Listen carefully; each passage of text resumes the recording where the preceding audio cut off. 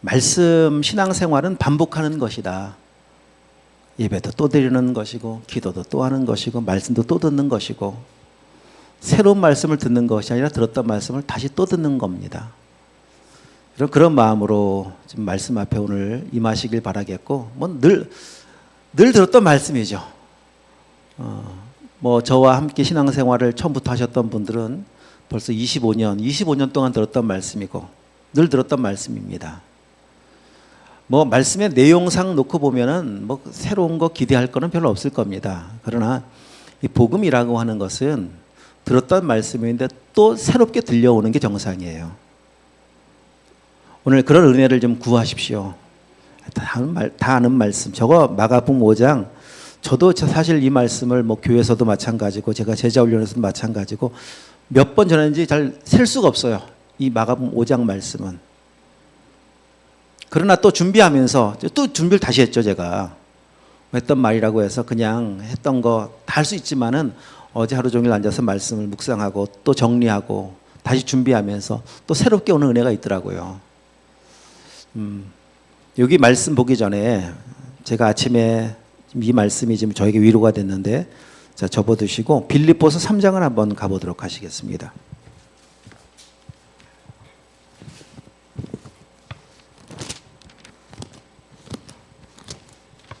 빌립보서 3장 1절을 한번 보겠습니다.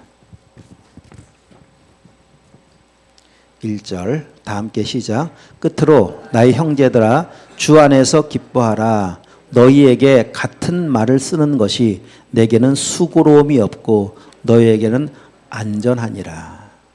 또 다시 전하고 또 다시 전하고 또 다시 전하는 것이 수고로운 것이 아니라 오히려 안전한 것이다. 새로운 걸 들으려고 하니까 문제입니다. 새로운 것은 2단을 가면 들을 수 있어요. 다시 또 듣는 것이 오히려 안전한 것임을 기억하면서 이제 말씀 앞에 서시고 이번에 큰 주제가 앞에 나와 있는 것 같이 속도보다 중요한 방향입니다. 방향. 늘 말씀을 드리지만은 방향이 중요해요. 잘 가셔야 되잖아요. 아무리 빨리 가도 잘못 가면 소용없습니다. 감사합니다. 조금 느리고 더디더라도 잘 가는 게 중요해요. 제가 같은 지지난주인가요? 저는 꿈을 신뢰하고 그런 사람은 아닙니다만 제가 꺼드릴까요? 네. 소리는 더 끄지 않는 한 더 어떻게 안 돼요. 요즘 꺼주세요 그러면은. 하여튼 꿈이에요 꿈. 그냥 버쩍 정신이 들었던 꿈이 또 이 말씀을 준비하면서도 더 생각이 났고 하여튼 국내는 아닌 것 같습니다. 해외에서 이렇게 해외 여행을 가다 보면은 단체로 함께 움직일 때 꼭 가이드가 설명을 하죠. 꼭 이 버스 타세요. 저를 꼭 쫓아오시고 이런 이제 상황이었던 것 같습니다. 그래서 제가 버스로는 타는데 저 일행 중에 이제 몇이 쭉 올라가길래 저도 그 버스를 타고 당연히 내가 타려고 하는 버스겠지. 우리 일행이니까 탔습니다. 타 보니까 그 버스가 장거리용 버스라 이제 침대가 이렇게 있어요. 그래서 맨 뒷자리 빈 침대가 있어서 숙소가 있어. 거기서 누워서 이제 잠을 잤습니다. 한참을 잠을 자고 깨서 옆에 있는 모르는 사람과 그냥 대화를 잠깐 주고받는데 이상한 거예요. 내가 원래 가려고 했던 그 버스가 아니에요. 이게 보니까 가려고 했었던 곳으로 가는 버스가 아니에요. 나 분명히 내가 우리 일행이 타서 탔는데 그래서 잠결에 하여튼 꿈에 그 먼저 탄 사람 있잖아요. 그 앉은 걸 보고 제가 안으로 들어간 거거든요. 다시 가서 이렇게 보니까 비슷한데 아니에요. 하여튼 비슷하더라고요. 예를 들면 김윤정 원생과 비슷한데 아니에요. 정신이 번쩍 들다 잠이 깼어요. 이럴 수도 있겠다. 이제 그 버스 계속 타면 잘못된 거 가는 거잖아요. 잘못 따라갔기 때문에, 잘못 보았고 잘못 쫓아갔기 때문에. 우리는 내가 임의적으로 어딘가 가고 있다고 생각하지만은 아니에요. 누군가를 따라가고 있고 누군가에 의해 가고 있는 거예요. 나를 이끌어가고 있는 누군가가 예수님이 아니면 진짜 좋은 목자, 선한 목자 예수님이 아니면 마귀고요. 그 끝은 오늘 여러분 성경 읽었던 본문 마가복음 5장 말씀 와서 볼까요? 그 끝이 어디냐? 13절 우리 읽었던 말씀인데 13절을 먼저 읽겠습니다. 허락하신데 더러운 귀신들이 나와서 돼지에게로 들어가매 거의 2,000마리 되는 떼가 바다를 향하여 비탈로 내리다라 바다에서 몰사하거늘. 방향을 잘못 잡아가면은 몰사. 이 몰사, 오늘 이제 우리는 이 말을 이렇게 바꿔도 뭐 이상하지 않고 틀리지 않습니다. 지옥입니다. 그 끝, 잘못된 길의 끝은 지옥입니다. 이 길로 가지 않게 하기 위해서 우리의 방향을 점검해 보는 거예요. 자, 오늘 여러분 이 고라사 광인의 이야기 다시 한번 처음 듣는 것 같은 마음으로 좀 들려는 이렇게 축복하면서, 자, 이 사람 생각해 보세요. 구원 받은 사람일까요? 못 받은 사람일까요? 고라사 광인. 알고 있죠. 물론 못 받은 사람이다. 그런데 못 받은 사람이라고 우리가 확정 지을 수 있는 것은 광인인데, 귀신 들린 사람인데 어떻게 귀신 들린 사람이 구원을 받을까? 이런저런 생각을 하지만은 여러분 한번 보시면 이 사람이 진짜 구원 받은 사람 한번 보세요. 한번 구원 받지 못했다라고 할 수 있을지. 7절을 보시면, 6절을 보시면 그가 멀리서 예수를 보고 달려와 절하며, 그러니까 멀리서 예수를 보고 달려왔다. 오늘식으로 말하면 교회 오는데 뛰어온 거예요. 여러분 교회 아침에 뛰어오셨어요? 뛰는 사람이 뛸 수가 있죠. 언제 뛰느냐? 보통 늦으면 뜁니다. 근데 요즘은 늦어도 안 뛴다고 그러지만은, 늦어서 뛴 게 아니에요. 이 사람은 예배 시간이 1시간이 남아있는데 뛰는 거예요. 빨리 가려고. 이렇게 교회를 온다. 이렇게 교회 오는 사람 보고 아이 구원 못 받았어 이렇게 말할 수 있어요? 그러기 힘들겠죠. 예배 시간을 항상 시간이 1시간 남았는데 달려오는 이런 참 열심이잖아요. 열심. 이런 열심을 가진 사람 보고 당신 구원 못 받았어 이러면 굉장히 섭섭하겠죠. 이 사람. 또 볼까요? 그 뒤에 어떤 태도인지, 달려와 절하며.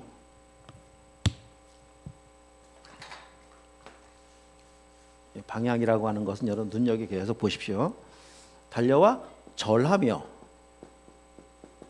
이걸 뭐 이렇게 표현할 수 있습니다. 겸손함이라고. 겸손. 막 뛰어오더니 교회 맨 앞자리에 딱 앉아서 납작 엎드려서 기도하고 주의 은혜를 구하고 찬양하고 기도하는데도요, 이렇게 의자라면 의자에 앉아 있질 않고 막 무릎 꿇고 기도하고 혼자서.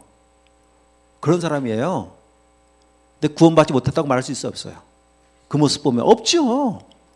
다른 사람은 다 구원 못 받았어. 이 사람은 구원 받았다고 말할 수 있겠죠. 얼마나 정말 그 구원의 모습에 합격한 모습인지 하나 더 보면은 더 대단하죠. 그리고 7절 큰 소리로 부르짖어 이르되, 여기 큰 소리, 큰 소리도 큰 소리 부르짖음. 큰 소리다. 성경이 말하는 이제 큰 소리라고 하는, 크다라고 하는 것은 헬라어로 보면 메가스, 여기 메가가 나와요. 메가. 당시 최고 큰 단위 메가. 이후에 기가, 뭐 테라. 하여튼 당시에는요 이 메가 이상의 단위가 없어요.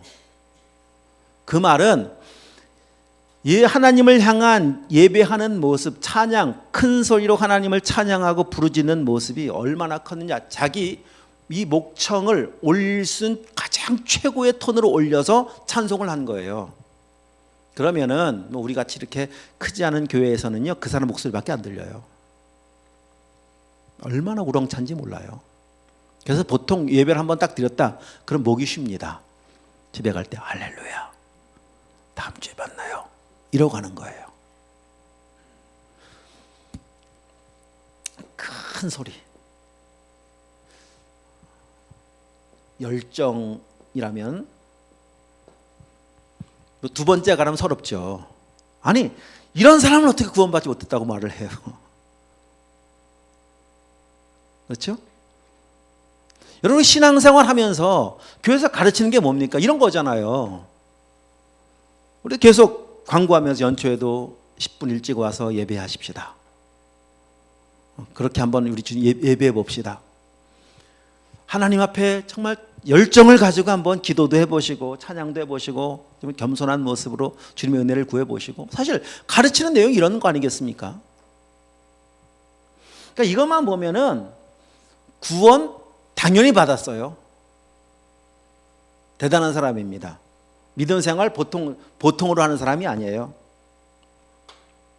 그런데 이제 한 가지 더 놀라운 거를 한번 더 연결시키면 더 놀라워요. 볼까요? 그 위에 올라가서 보시면 4절 말씀, 이는 여러 번 고랑과 쇠사슬에 매였어도 쇠사슬을 끊고 고랑을 깨뜨렸음이로라. 그리하여 아무도 그를 제어할, 자 여러분 생각해 보세요. 여기 힘, 아무도 그를 제어할 힘이 없다라고 하는 것은 그는 최고의 힘을 가진 사람, 이런 말이잖아요. 아무도 그를 못 건드려요. 이러저러 말할 수가 없어요. 최고의 권력, 그 힘이 이 쇠사슬을 그냥 막 끊어버릴 만한 힘이라 할지라도 그런 괴력만 가지고 있어도요, 그 시대는 뭐 최고입니다. 근데 이 힘이라고 하는 것은 우리가 이런 정도의 힘으로도 생각해 볼 수 있어요. 권력이라는 힘으로도 아무도 그에게 이래라 저래라 말할 수 없는 최고의 권력자, 그가 살고 있었던 지역이 거라사 지역의 최고의 인물, 거라사 지역의 뭐 시장 정도, 이런 사람이자 이런 사람. 그런데 여러분 잘 알고 있지만은 힘이라고 하는 것은 힘이 주어지는 순간 함께 또 따라오는 게 있어요. 뭐가 따라올까? 힘이 있는 사람에게 따라오는 게 뭘까요? 뭐가 따라오지? 힘이 최고의 힘을 가지면은 능력이 힘이죠. 뭐가 따라와요? 이런 게 따라와요. 돈은 이쪽으로 모이잖아요. 자, 여러분 힘이 있고 돈이 있으면은 또 하나가 또 따라와요. 뭐가 따라올까요? 이런 게 따라와요. 명예라는 게. 이 세 가지는 모든 사람들이 다 가지고 싶어하고 가지려고 하는 인생의 목적 가치이고, 이 세 가지는 별개가 아니라 하나로 묶여 있어요. 딱 하나예요, 하나. 무엇이든지 하나만 있으면 돼요. 그럼 다 따라와요, 나머지는. 명예만 있어도 돈이 오고요. 돈이 오면 또 힘이 주어지고, 어느 날 힘이 주어지고, 돈 있으면 유명해지기 시작하고 힘도 주어지기 시작하고, 뭐 하나만 있으면 돼요. 다 따라와요. 자, 그러면은 이 사람을 놓고 볼 때, 이 거라사 광인이라고 하는 이 사람을 놓고 볼 때 이 두 가지 함께 연결시켜 보면은 더 대단한 거예요. 그래서 거라사 지역의 최고의 권력자가, 가장 돈 많은 사람이, 가장 유명한 사람이 이런 식으로 신앙생활을 하더라. 아침에 11시 예배인데 10시인데 뛰어오더라. 맨 앞자리에 앉아서 가장 겸손한 모습으로 무릎을 꿇어가면서 예배를 하더라. 찬송을 불러도 뭐 입만 뻥긋뻥긋 하는 것이 아니라 그냥 진짜 목이 쉴 만큼, 한번 예배 드리면 목이 다 갈 만큼 그렇게 찬송하더라. 이런 사람이 이런 최고의 권력자가, 돈 많은 유명한 사람이 잘 매치가 안 되죠, 그죠? 이 두 가지를 매치시켜 보니까. 여러분 주변에 이런 분 보신 적 있나요? 최고의 권력자가, 돈 많은 사람이, 유명한 사람이 하나님을 이렇게 섬기는 사람. 이쯤 되면은 어디 나오느냐? 요즘식으로 하면 CBS 새롭게 하소서에 나와요. 그리고 바로 올해 다니엘 기도의 강사입니다. 거기 다 이런 분들이잖아요. 이걸 가졌는데 이런 믿음 좋고, 참 거기 뭐 다니엘 기도회 우리가 듣다 보면은 뭐, 야 대단하다 정말. 어떻게 이런 분이 이렇게 신앙생활을 할 수 있을까? 이런 이야기들이 계속 나오잖아요. 아니 이런 모습 보고서 당신은 구원 못 받았어 라고 말하면 이거 섭섭하죠. 그냥 이 모습만 보면은 그냥 이 사람은 구원 따놓은 사람이에요. 뭐가 부족합니까? 근데 우리는 알아요. 그래도 구원 못 받았다고. 못 받았죠? 그 예수님 만나기 전까지 이야기예요. 못 받았어요. 여기서 우리가 한 가지 정리를 해볼 수 있는 거 이런 겁니다. 구원을 못 받아도 이렇게 할 수 있는 거구나. 거기 보면은 나와 당신이 무슨 상관이 있나이까라고 말하는 거 보면 상관이 없어요. 주님과 아무 상관이 없어요. 그러니까 주님과 아무 상관이 없고도 이렇게 할 수 있는 거구나. 주님과 아무 상관없어도 교회 다닐 수가 있고 교회를 대충 다니는 것이 아니라 열심히 다닐 수 있는 거구나. 이거 알 수 있는 거예요. 뭐 이런 사람 이야기는 마태복음 7장 보면은 또 예수님께서 친히 언급하신 내용이 나옵니다.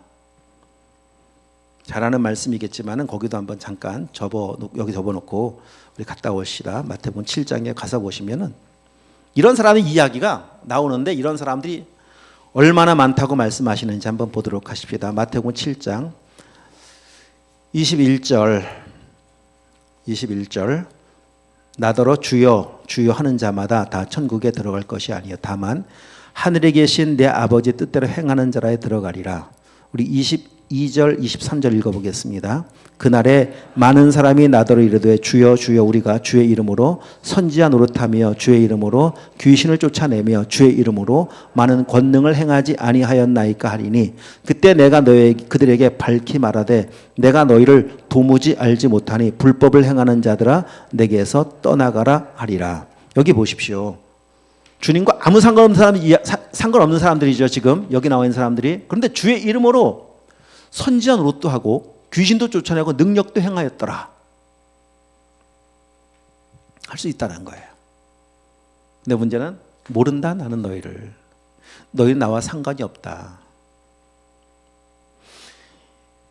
우리가 이 모습으로만 놓고 본다면은 여기 계신 분들 다 합격이죠. 교회 나오셔서 예배하고 있고 나름 열심히 봉사하고 있는 이 모습만 놓고 본다면은 근데 진짜 그것이 구원인지 오늘 점검해 보는 거예요. 그래서 여러분 지금 이 마태복음 7장에 나오는 이 사람들 금방 읽었던 이 사람들 주의 이름으로 선지자 노릇하고 귀신 쫓아내고 능력 행하는 사람들 그들의 방향이 당연히 천국일 거라고 의심을 한 번이라도 했었으면은 아마 구원받을 가능성이 굉장히 크겠지만 단 한 번도 의심해 본 적이 없어요. 이 방향으로 계속 가면 당연히 천국이겠지. 당연히 100% 천국이지. 나는 천국이지 라고 생각하고 그 길을 계속 간 거예요. 마지막 심판대 앞에 서보니까 잘못된 방향으로 온 거예요. 주님과 아무 상관없이 왔던 거예요. 그럴 수 있다는 겁니다. 네, 여러분 지금 성경에 읽었던 22절 말씀 그날에 많은 사람이 적은 일부 몇 명이 아니라 많은 사람이 이렇게 열심을 가지고 나름 열심히 신앙생활을 하는 것 같아 보였었는데 그 방향은 틀렸다는 겁니다. 참 안타까운 일입니다. 그래서 오늘 점검이 필요한 거예요. 이런 시간이 필요한 거고요. 말씀 앞에서 내 방향이 어딘지 다시 한번 좀 확인하는 것이 필요한 거고요. 여러분 당연히 지금 나는 당연히 천국이지. 여러분 혹시 그렇게 생각하고 계신가요? 그 당연히 천국이라고 하는 근거는 뭔가요? 그러면은 뭐가 여러분의 당연히 나는 이 길이 천국이라고 하는 근거가 뭐예요? 혹시 이런 건 아닌가요? 내 열심, 내 열정, 신앙의 지식, 수없이 많은 경험들 이런 건 아닌가요? 점검이 필요합니다. 그러면 오늘 본문 다시 오시면 자, 이 사람 가짜였다. 구원받지 못한 사람이었다. 무엇이 그 증거인지 혹시 내 모습 속 이런 모습이 나오거든. 야 나도 문제구나. 그렇게 말씀을 통해서 우리 스스로를 한번 좀 진단해 볼 수 있어야 합니다. 이 가짜인데 이 사람이 금방 우리 7절 다시 한번 눈으로 보십시오. 그 중간 이후에 지극히 높으신 하나님 아들 예수여 나와 당신이 무슨 상관이 있나이까? 상관이 없다는 겁니다. 이 말은. 그럼 상관이 없는 사람들의 모습입니다. 자, 주님과 아무 상관없어도 이렇게 할 수 있는데 달려올 수 있고 절할 수 있고 이렇게 큰 소리로 찬송 부를 수 있는데 그러면은 이게 상관이 없는 사람들의 특징, 첫 번째 특징 7절 끝부분에 보면 원하건대 하나님 앞에 맹세하고 나를 어떻다고 말하나요? 괴롭다. 이런 말이 나오죠. 괴롭다. 이게 상관없는 사람의 첫 번째 특징입니다. 다 괴로워요. 행하긴 행해요. 교회 오긴 와요. 뭔가 열심히 봉사도 해요. 열심히 나름 신앙생활 하는 것 같아 보여요. 그런데 문제는 마음에 기쁨이 없어요. 괴로워요. 왜? 상관이 없기 때문에. 여러분, 믿음이라고 하는 것은 관계입니다. 관계. 죄인된 내가 하나님의 자녀가 되어 하나님과 나와의 생명의 관계가 연결된 게 믿음이에요. 사랑의 하나님 아버지 품에 들어가는 것이 믿음이에요. 그런데 그 하나님과 아무 관계가 없으면은 관계의 핵심은 사랑입니다. 사랑. 사랑이 없는데 행하는 거예요. 사랑이 없는데 이런 일을 행하려면은요, 괴롭죠. 당연히 괴롭죠. 관계가 깨어졌는데 이런 일을 행한다? 괴롭죠. 관계가 깨어진 분을 위해서, 관계 깨어진, 그건 뭐 쉽게 우리의 뭐 일상의 삶에서도 금방 나타나요. 관계가 다 깨어졌는데 그 사람을 위해서 뭔가를 해야 한다. 참 괴로운 거예요. 윤수 같은 남편을 위해서 밥을 만들어야 된다. 아주 괴로운 겁니다. 여러분의 자녀가 군대 갔다 휴가를 나옵니다. 뭐 보고 싶은 아들 잘 지내고 있나? 첫 휴가 나온다고 연락을 받았습니다. 엄마, 내일 휴가가. 그래, 고생 많았지. 추운 날 빨리 와. 엄마가 맛있는 거 해줄게. 그 아들이 휴가 온다는 말을 듣고 어머니는 아침부터 준비해서, 아들이 뭘 좋아하지? 아침부터 그냥 음식을 준비합니다. 괴로울까요? 그런데 그 아들이 한참 준비를 막 하고 거의 다 끝났는데 오후에 전화가 오기를, 엄마 오늘 밥 먹고 가. 친구들하고 만나서. 행복할까요? 그러니까 사랑하는 사람을 위해서는요, 무엇을 하든지 괴롭지가 않은데 사랑하는 사람을 위해서는요, 오히려 하지 못하게 하는 것이 괴로워요. 몸은 편할 수 있는데 그게 괴로워요. 무슨 말인지 아시겠죠? 주님과 아무 상관없다니까요. 주님은 나의 주도 아니고 나의 아버지도 아무것도 아니에요. 입술은 주여 주여 하고 있지만은 주님 돼본 적이 없어요. 생명의 관계가 형성돼 본 적이 없어요. 그런데 달려와야 돼요.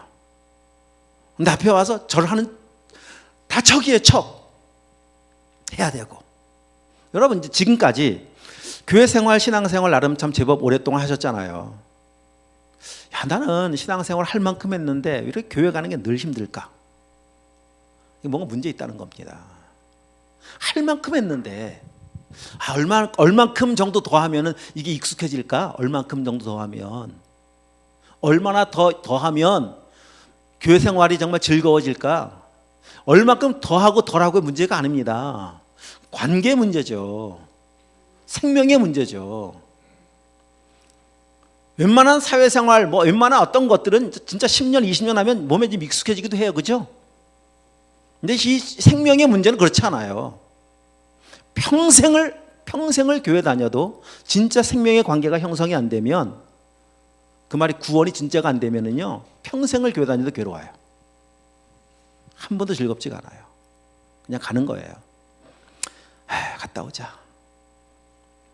일요일 날 왔네. 빨리 갔다 오자. 문제 있다는 겁니다. 이게 지금 구원받지 못했다라고 말하는 거라사 광인의 지금 그가 말씀을 통해서 보여주고 확인시켜 주는 거잖아요. 여러분, 진짜 생명 안에 있으면은 괴로움이 돼서 되겠습니까? 사랑하는 주님 만나러 가는 건데요. 즐거워야 정상이죠. 여러분, 사랑하는 아들 면회 가는 건데요. 괴롭게 가겠습니까? 기다리며, 손꼽아 기다리며 행복하고 기쁜 마음으로 달려가는 거 아니겠습니까? 면회 시간 11시부터입니다 라고 하는데 11시가 12시간 하는 사람 어디 있어요? 10시부터 가서 기다리죠. 왜? 사랑하니까. 빨리 보고 싶으니까. 정상이라는 거예요. 정상. 생명 속에 있으면 이런 현상이 정상으로 나타나야 정상이라는 겁니다. 물론 이제 영적인 의미이기 때문에 우리는 생명을 얻었어도요, 가로막는, 방해하는, 대적하는 마귀가 있어서, 저하는 세력이 있어서 늘 우리 속에는 갈등도 있고 고민이 있는 건 사실이지만은, 그러나 지금까지 신앙생활을 하면서 그냥 누누이 반복되어 온다면은 그건 심각한 자기 진단이 필요하다는 겁니다. 이 방향 점검이 필요하다는 겁니다. 나도 그냥 주여 주여 하지만은 내가 가고 있는 방향은 천국과 거리가 먼 영원한 멸망의 방향을 향해서 그냥 주여 주여 달려가고 있을지도 모르겠다. 또 하나, 두 번째, 가짜 진단법. 두 번째 모습은 무엇인가? 철저한 이중적인 모습을 볼 수가 있는데, 자, 그가 어디 살고 있느냐? 3절로 올라가 보십시오. 3절. 그 사람은 어디에 거처하고 있다? 무덤 사이에 거처하더라. 무덤. 무덤, 왜 하필이면 무덤에 살까? 뭐 귀신 들린 사람은 예전에 어릴 때 뭐 저 무덤 공동묘지 옆에 머리에 꼽 꼽은 여자가 있다더라. 어릴 때 학교 다니면서 그런 이야기 들었어. 가면 실제로 있었었고 그랬었죠. 이상하게, 그죠? 좀 정신이 이렇게 하면 무덤 사이 이렇게 있더라고요. 생각해 보세요. 무덤 사이에 거쳐, 무덤 사이에 집을 짓고 무덤에서 살더라. 자, 여러분, 이 대단한 힘을 가지고 돈 있는 사람이 집 지을 데가 없어 무덤에 집 짓겠습니까? 거기에 거처하겠습니까? 아닙니다. 그가 살고 있는 집은 이 세상에서 적어도 이 거라사 지역에서 최고 좋은 장소, 명당에 집을 짓고 살고 있어요. 돈 많은데요. 저 강이 내려다 보이고 호수가 내려다 보이고 바다가 내려다 보이는 그런 최고의 명당 있잖아요. 그런 곳이에요. 마당의 정원에는요, 정말 억대 소나무를 심어놓고, 우리 제자훈련 옆에 보면 억대 소나무가 두 그루 있다고 말씀드렸었죠. 억대 소나무를 심어놓고 그렇게 최고의 조경가의 조경을 해놓고 집안의 인테리어 하고 있는 모든 이 집안 기구들은요 다 외제로, 억대 되는 외제로 다 갖춰놓고 살고 있어요. 살고 있는데 무덤이에요. 그 말이 뭡니까? 여긴 하나님이 없어요. 더 이상 생명은 없어요. 그냥 사망의 그 죽음의 기운만 흘러갈 뿐이지 이 집에 하나님이 없으니까, 생명이 없으니까. 최고이지만, 그러니 그 다음에 나오는 그의 행동은 이렇게 보여주고 있죠. 무덤 사이에 거처하는데 그 다음에 보니까 5절 말씀, 밤낮 무덤 사이에서는 산에서는 늘 뭐하고 있답니까? 소리를 지르더라. 소리를 지르는데, 자, 밤낮 소리를 질러요. 아까 교회에서 보여주었던 큰 소리로 부르짖어 이르되 지극히 높으신 하나님의 아들 예수를 찬송했었죠, 교회에서. 그러면 여러분 보십시오. 무덤에 살고 있는 그가 그의 집에서 찬송이 있을까요? 무덤에 살고 있는 그는 찬송이 없습니다. 그에게서 들려나오는 소리는, 하나님을 높이는 소리는 하나님이라는 소리 자체가 없어요. 믿음의 언어, 생명의 언어, 성경의 언어가 없어요. 무덤은 그렇고 죽음은 그런 겁니다. 참 이해가 잘 안 가요. 이랬던 사람이 이런 삶을 산다라고 하는 게. 큰 소리로 소리 지르는데 그냥 이런 소리입니다. 원망하는 소리. 입만 열면 그냥 원망이 투덜투덜 쏟아져 나와요. 불평하는 소리가 그냥 입만 열면 쏟아져 나옵니다. 그리고 교만은 뭐냐? 자기 자랑이에요. 자기 자랑. 내 자랑밖에 없어요. 내가 이런 사람, 난 이런 사람. 원망과 불평과 교만. 원불교.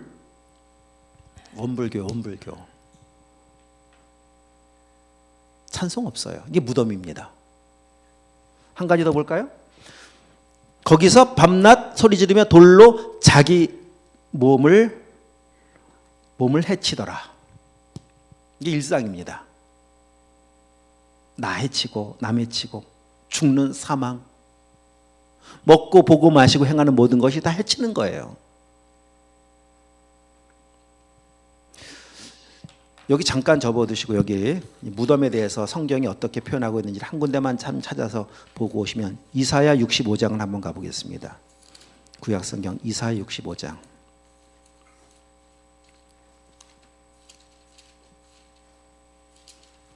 이사야 65장 1046, 구약 1046.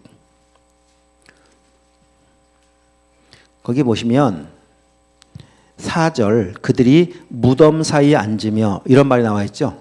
4절 그들이 무덤 사이에 앉아 있더라. 그럼 그들이 누구냐? 거기 3절 한번 읽어보겠습니다. 곧 동산에서 제사하며 벽돌 위에서 분향하여 내 앞에서 항상 내 노를 일으키는 백성이라. 그들은 무덤 사이에 앉아 있는 것이다. 거기 잘 보시면 제사가 나오고 분향이 나와요. 예배가 나옵니다. 예배하는데 무덤이랍니다. 좀 이해가 안 되시죠? 왜 이런 표현을 했는가 하면은 거기 제사하며 동산에서 제사하며 벽돌 위에 분향하여 요거를 좀 참고적으로 이해하기 쉽기 위해서 우리 신명기 27장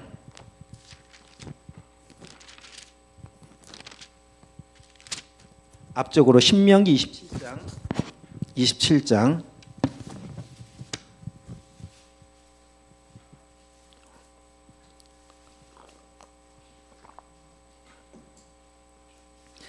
5절 6절을 보면 또 거기서 함께 읽겠습니다. 꼭 또 거기서 내 하나님 여호와를 위하여 제단 곧 돌단을 쌓되 그것에 쇠 연장을 대지 말지니라. 너는 다듬지 않은 돌로 내 하나님 여호와의 제단에 쌓고 그 위에 내 하나님 여호와께 번제를 드릴 것이며. 여기 분명히 하나님께서 제단을 쌓을 때 주의해야 할 것 다듬지 않은 돌로 단을 쌓아라 이렇게 말씀하셨죠. 근데 이사야 65장 요거 기억하시면서 65장 다시 와서 보시면 자, 벽돌 위에서 분향하며 이렇게 말씀하고 계시죠. 다듬은 돌. 하나를 뭔가 돌로 뭔가를 단을 쌓는데 다듬은 돌과 자연 속으로 쌓는 것과 어떤 게 쉽겠습니까? 당연히 다듬은 거죠. 벽돌로 쌓으면 쉽게 쌓아요. 다듬지 않은 돌로 쌓으면 쌓기 참 어렵습니다. 예배를 드리는데 내 마음대로예요. 결국 무덤은 뭐냐? 무덤 사이라고 하는 것은 내 마음대로 내가 주인 되어서 내가 하고 싶은 대로 이게 무덤이고 사망이라는 겁니다. 이게 일상이에요. 이런 삶을 살던 사람이에요. 내 마음대로 살았어요. 내가 하고 싶은 대로 이렇게 살아왔었어요. 그러다가 교회 올 때 되면은 이런 모습으로 또 달려오네요. 이런 사람이 이런 모습일 거라고 상상을 못해요. 또 집에서 보는 이런 사람이 이런 삶을 살 거라고 상상을 못해요. 너무 다르잖아요. 얼마나 철저하게 두 얼굴로 자기를 가면을 쓰고 썼다 벗었다 썼다 벗었다 가면 무도회입니다. 가면 무도회. 첫 번째 특징은 괴롭다면 두 번째 가짜인 특징은 뭐냐? 외식이고 위선이에요. 위선. 가면 무도회예요. 교회 생활과 집은 너무 달라요. 혹시 여러분 내 모습이 그렇지 않은지 보라는 거예요. 지금 그게 내 인생의 방향을 어디로 향하고 있는지를 지금 확인할 수 있는 지금 진단이고 점검이거든요. 이게 정상이 아닙니다. 이게 신앙생활 아닙니다.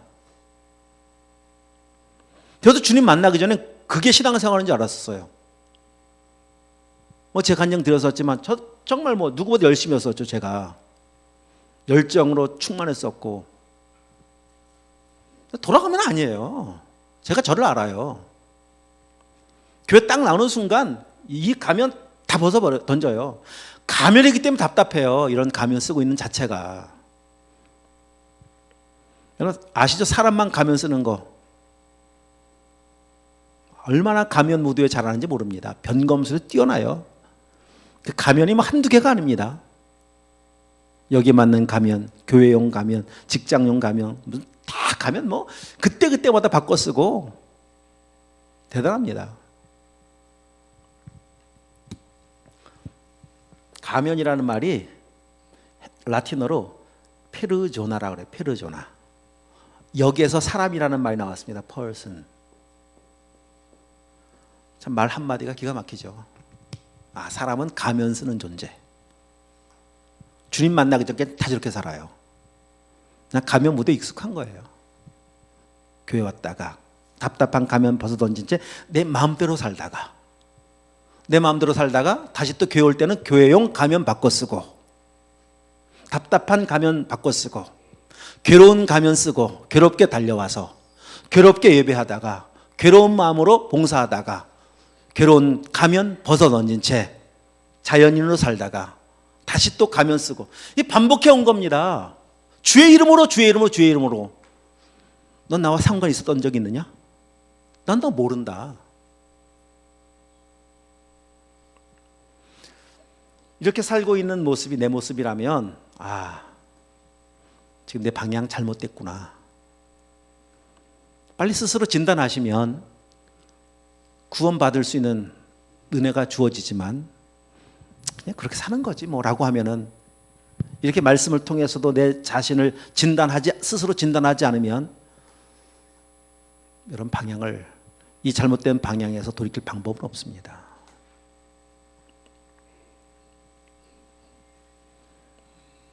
이렇게 살아요. 이렇게 놀랍게도 이런 사람을 만나기 위해서 지금 찾아오신 거예요. 그게 은혜입니다. 그런 우리를 만나기 위해서, 그런 나를 만나서 천국으로 생명으로 인도하시려고 주님이 이 거라사 지역에 오신 거고 이 땅에 오신 거예요. 주님이 오시지 않으면 우리는 정말 절망입니다. 잘못된 길로 가는데도요, 가는 줄도 모를 뿐더러 설령 가고 있는 걸 알아도 우리 스스로는 돌이킬 방법이 없거든요. 거기 오시잖아요. 다시 이제 마가복음 5장 와서 보십시오. 거기 오시잖아요.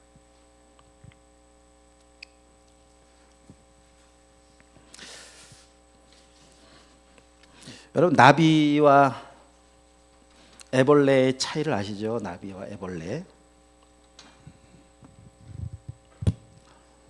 제가 어릴 때 누에를 키웠습니다. 저희 집에도 누에가 이렇게 아주 작을 때, 많을 때 이제 키워서 뽕잎을 삭삭삭삭삭, 누에 뭐 키우는 방에서 좀 잠도 자보고, 그러면 커지잖아요. 이렇게 누에가 이제 이렇게 지나고 나면은 나중에 이렇게 나비가 돼요. 고치를 통과하면. 그렇죠? 근데 누에일 때와 나비일 때의 차이는 다 같은 존재가 변화된 건데 차이는 하늘과 땅 차이예요. 보십시오. 누에가 먹는 음식은 뽕잎이에요. 뽕잎 먹어요. 나비가 뭘 먹을까요? 나비도 뽕잎 먹나요? 나비는 꿀 먹죠. 꿀을 먹어요. 자, 누에가 꿀에 관심이 있을까요? 꿀 관심 있을까? 누에가 전혀 없죠. 그럼 나비가 뽕잎에 관심이 있을까요? 그것도 없죠. 바뀌고 나면 없어져요. 자, 누에는 늘 기어다녀요. 그 이상밖에 보지 못해요. 근데 나비는 날아다녀요. 넓은 세상을 봐요. 누에는 뽕잎이 전부인 줄 알아요. 나비는 이 세상을 보면서 뽕잎이 전부가 아니구나. 이 넓은 세상이 있구나. 넓은 세상을 보면 작은 것에 매이지 않겠죠. 그럼 보십시오. 요 차이, 요 BC와 AD의 차이. 달라지면 변하는 거예요. 그런데 지금 요 말씀을 다시 점검해 보면 이런 겁니다. 이 누에가 꿀을 먹는 나비를 보고 날개를 갖고 날아다니는 나비를 보니까 괜찮아 보여요. 좀 폼나잖아요. 그래서 지금 자기들 흉내를 내보겠다고 가짜 날개를 붙였습니다. 날 수 없는 가짜 날개를 누에가 붙인 거예요. 폼 나잖아요. 이렇게 막 날개도 하고 그러면은. 못 날아요. 이 날개는 가짜라서. 그냥 붙인 거예요. 나비인 척 붙인 거예요. 자, 생각해 보십시다. 그러면은 가짜 날개 붙인 나비는 뽕잎 먹을까요? 꿀 먹을까요? 가짜 날개 붙인 누에는 꿀에 관심이 있을까 없을까요? 날개만 가짜인데 꿀에 관심이 있을 수가 없겠죠.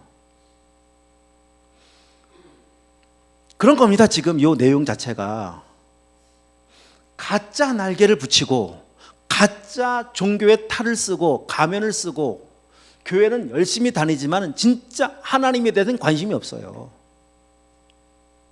천국, 영생, 생명, 관심, 내 관심 밖의 이야기고 관심 밖의 가치관들이 그런 거죠. 정말 변화가 되어지면은요, 이상하게 세상에 관심이 없어져요. 이런 삶으로 변화입니다, 이것이. 자, 아무튼 이런 세상에 그냥 사는 거예요, 우리가. 저도 마찬가지, 여러분 마찬가지. 이 세상에 모든 사람이 다 이렇게 살아왔어요. 왜 이렇게 살 수밖에 없었는지는 이제 오후에 다시 살펴보겠지만은, 이런 세상에서 눈 떠보니까 이런 세상에 내가 살고 있어. 이 외식하는 법을 가르쳐 준 적이 없거든요, 누가?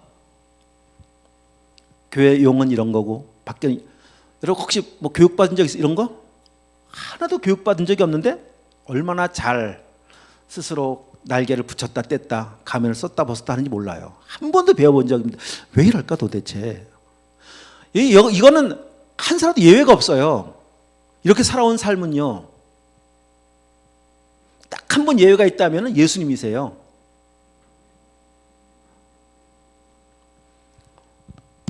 이 모든, 그래서 우리 모두가 다 가면 무도를 즐기던 모든 사람들은 다 한 명도 예외 없이 다 인생의 방향이 어디였느냐, 다 여기 나와 있는 것 같이 몰사하는, 멸망하는 바다를 향해서 열심히 사는 거예요.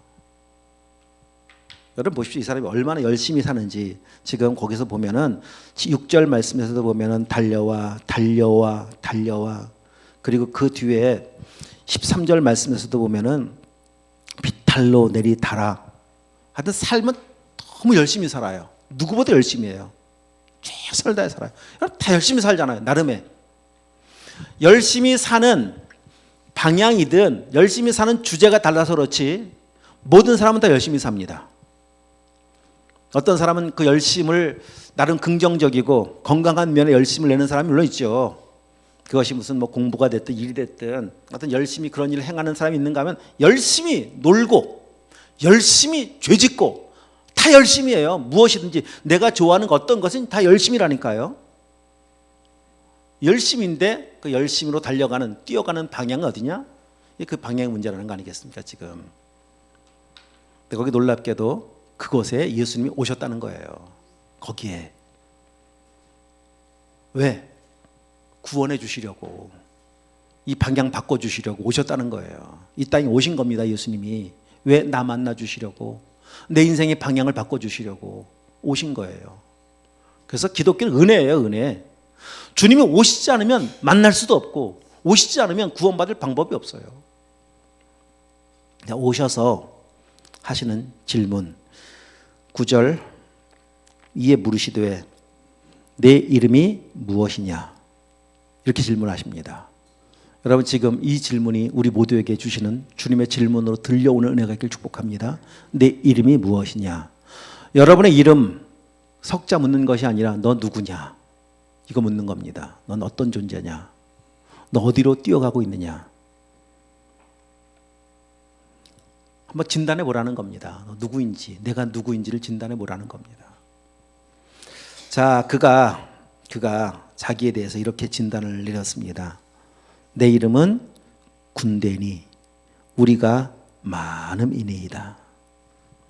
자기의 이렇게 살고 있는 자기의 모습을, 자기의 존재를 어떻게 진단을 내렸냐? 저는 군대입니다. 이 군대라는 말은 그냥 헬라 언어로 그냥 놓고 보면 레기온, 그 부하의 병력이 한 3,000에서 6,000 명 정도 되는 이제 군대의 그 조직을 레기온, 군대라고 말을 하는데, 그러니까 내 속에는 내가 알 수 없는 나로, 거기 그 고백하죠. 내일 우리가 많다. 내 속에는 내가 알 수 없는 내가 가득해 있습니다. 군대와 같이 많습니다. 3,000명, 6,000명인 그 더 되는 군대와 그 이상의 내가 있습니다. 나로 꽉 차 있습니다. 나. 이게 우리의 실체예요. 내 속에 내가 가득해 있는 내가 보여야 합니다. 여러분 보이시나요? 내 속에 가득한 내가 군대인 것이 인정되어지시나요? 저는 군대입니다. 맞습니다. 제 군대입니다. 나 때문에 괴로운 겁니다, 여러분. 괴롭다. 내가 많으면 많을수록 괴로워요. 인생의 행복은요, 언제 오는 거냐? 내가 죽을 때 행복이 와요. 내가 죽고 내 안에 주님이 사실 때 행복이 오는 것이지, 뭐 이런저런 환경을 바꾼다고 찾아오는 게 아니에요. 내가 많으면 많을수록 다 기준이 내가 되거든요. 내가 생각하고, 내가 판단하고, 내가 결정하고, 내가 느끼고, 내가 하나님 돼버린 거예요. 그러니까 인생을 살면서 내가 누누이 말씀드리지만 내 마음에 드는 것을 만나기란 쉽지 않습니다. 내 마음 다 내 마음에 안 들잖아요, 여러분. 내 마음에 드는 게 얼마나 되겠어요. 이 땅을 살면서, 어떤 일을 만나면서, 어떤 사건을 만나면서. 그래서 내 삶에 있어서 나를 괴롭게 만드는 것은 누구였었느냐? 바로 나였다.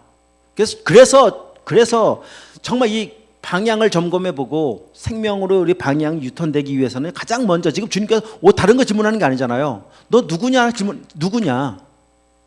나를 먼저 진단하고 내가 누군가를 바로 아는 게 필요하다니까요. 내가 누구인지 모르면은요, 내 인생의 방향을 돌이킬 방법이 없거든요. 그 말은 내가 누구인지 모르면 예수님 필요 없거든요. 이런 내용도 이제 오후에 더 살펴볼 겁니다. 내 인생에 가장 괴롭게 만드는 것은 옆에 있는 그 누구도 아닌 바로 나다. 나. 변화되지 못한 나. 나로 가득한 나는 가시라고 가시. 다 가시입니다. 가시나무라는 노래가 있어요. 노래 가사가 이렇습니다. 내 속엔 내가 너무도 많아. 당신의 쉴 곳 없네. 내 속엔 헛된 바람들로 당신의 편한 곳 없네. 내 속엔 내가 어쩔 수 없는 어둠, 당신의 쉴 자리를 뺏고, 내 속엔 내가 이길 수 없는 슬픔, 무성한 가시나무숲 같네. 바람만 불면 그 메마른 가지 서로 부대끼며 울어대고, 쉴 곳을 찾아 지쳐 날아온 어린 새들도 가시에 찔려 날아가고, 바람만 불면 외롭고 또 괴로워 슬픈 노래를 부르던 날이 많았는데 내 속엔 내가 너무도 많아서 당신의 쉴 곳 없네. 나라는 가시는 얼마나 견고한지, 그 가시는 가장 먼저 찌르는 대상이 바로 자기 자신입니다.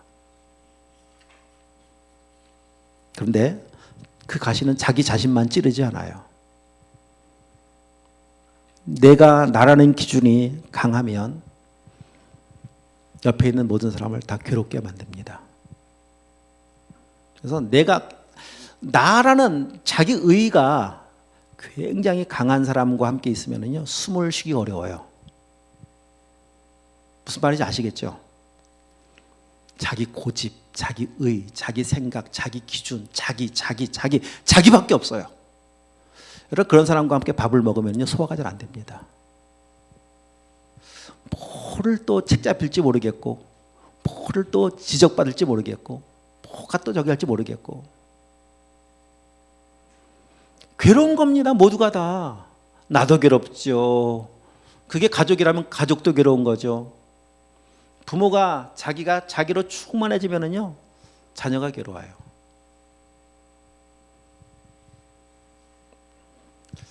참 목회자로 사는 것이 참 그렇게 힘듭니다.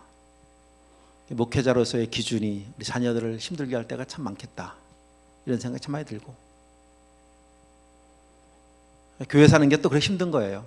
교회 살고 있는 기준이라고 하는 것이.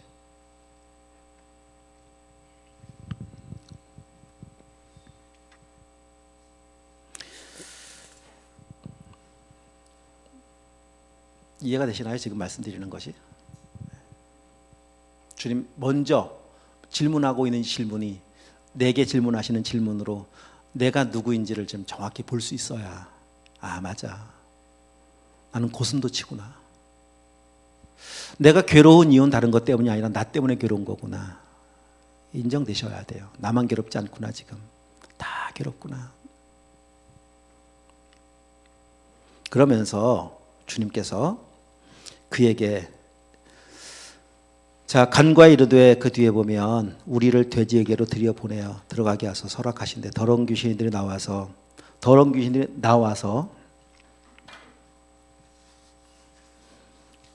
잘 보십시오. 지금 아주 굉장히 중요한 대목입니다.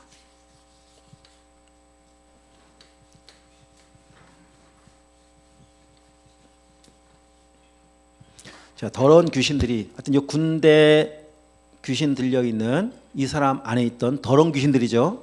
끄집어내 본 거예요. 나와서 돼지에게로 딱 들여보내 보았어요. 그랬더니 2,000마리 되는 돼지떼가 비탈로 내리 달려, 여기는 이제 몰사하는 바다입니다. 내리 달려 바다를 향해 달려가더라. 사망의 바다를 향해 달려가더라. 그들은 결국 죽더라. 다 죽더라. 이 돼지떼는 어디에서 나온 건가 하면 이 사람에게서 나온 겁니다. 그러니까 여기 2,000마리밖에 없었으니까 2,000마리죠. 5,000마리 있었으면 5,000마리가 됐겠죠. 이 사람이 나온 거예요. 끄집어낸 거예요. 보라는 겁니다. 너가 지금 어느 방향으로 가고 달려가고 있는지를 보라는 거예요. 이게 너다 지금. 여러분 질문합니다. 여러분에게 있는 어떤 것을 끄집어내서 자, 이 상황 속에 그대로 돼지에게로 들여보내 보면은 이건 지옥이라면 이쪽 방향은 천국이라면 여러분에 있는 그 어떤 존재는 들여보내 보면 어느 방향이겠어요? 이쪽 방향일까요? 이쪽 방향일까요?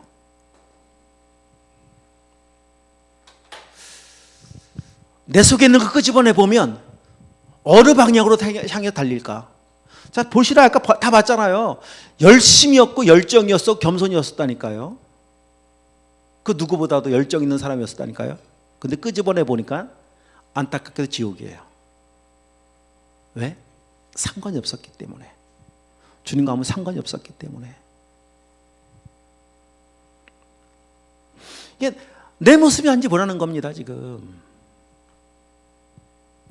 근데 이렇게 살고 있는 사람이 아까 마태복음 7장에 말씀드렸던 것까지 많은 사람이, 그날에 많은 사람이, 거의 대부분의 사람이 이 길로 가는데 방향을 돌이키지 않더라. 그리고 멸망하고 몰사하더라는 걸 아니겠습니까?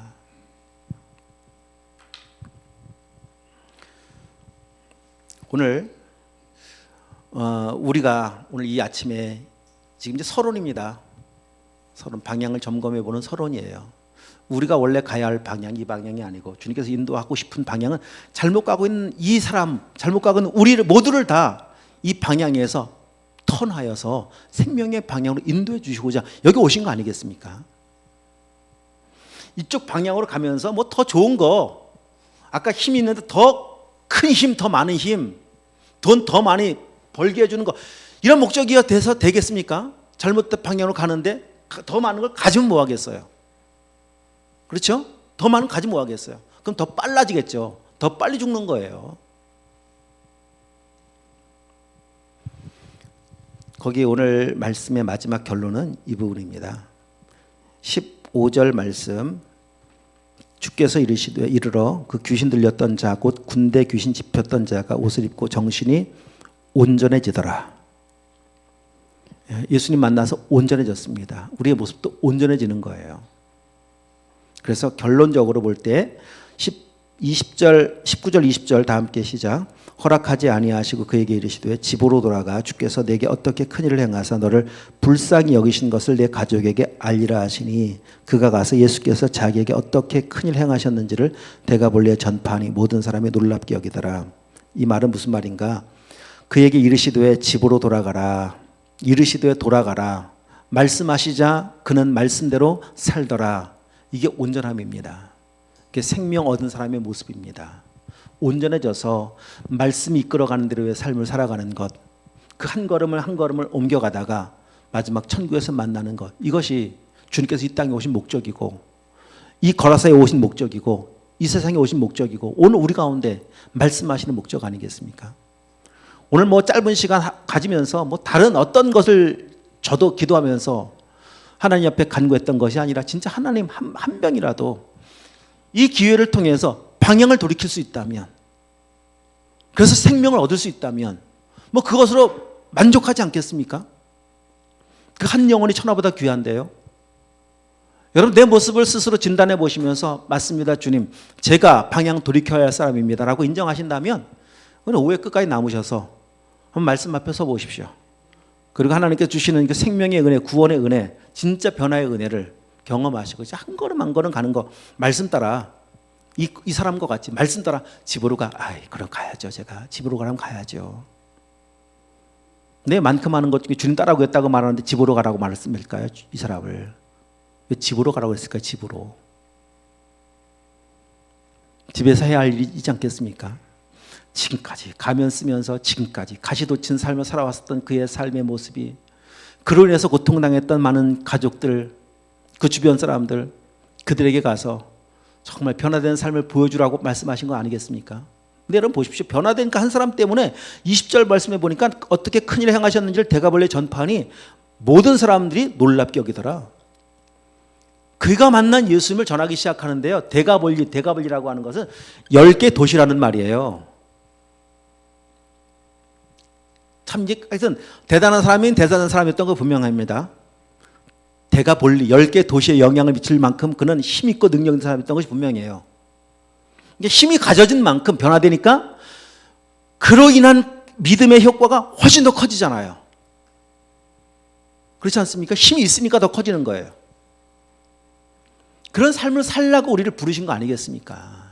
믿음의 삶을 살고 믿음의 영향력들을 미치고 하나님의 나라를 세워가는 것, 이런 삶으로의 정말 완전한 인생의 터닝 포인트의 시간으로 오늘 짧지만 우리 주님 앞에 서실 수 있기를, 그런 은혜가 내게 실제가 되어질 은혜가 있기를 주님으로 축복합니다. 기도하도록 하겠습니다. 오늘 말씀을 기억하시면서 잠시 한번 같이 기도하도록 하십시다. 하나님 말씀 앞에 오늘 참 짧은 시간 정말 주님께서 예비하신 은혜가 이제 나에게 임하기 원합니다. 내가 거라사 광인입니다. 제가 군대입니다. 제가 하나님이 필요한 사람이고 은혜가 필요한 사람입니다. 하나님 아버지, 저를 불쌍히 여겨주시고 이 거라사 광인을 만나기 위해서 예수님은 그 지친 몸을 이끌고 풍랑이는 바다를 건너 예수님은 이 거라사 지역까지 친히 건너오신 겁니다. 그냥 온 거 아닙니다. 마찬가지로 하나님 우리를 구원하시려고 하늘 보좌를 버리신 채 이 땅에 오신 겁니다. 나를 만나기 위해서, 나를 변화시키시기 위해서 나도 주님, 그 주님 만나기 원합니다. 내 가고 있는 방향을 확실히 점검해보고 진단해보고 물싸는 바다로 가고 있었던 저의 방향이 생명으로 천국으로 아버지여 전환되기 원합니다. 주님 만나서 이렇게 생명으로 인도함 받는 삶을 살게 하여 주시옵소서. 그런 기대하는 마음으로 오늘 또 이 하루에 정말 주신 은혜를 사모하면서 잠시 같이 한번 기도하시겠습니다. 함께 기도하시겠습니다. 하나님 아버지.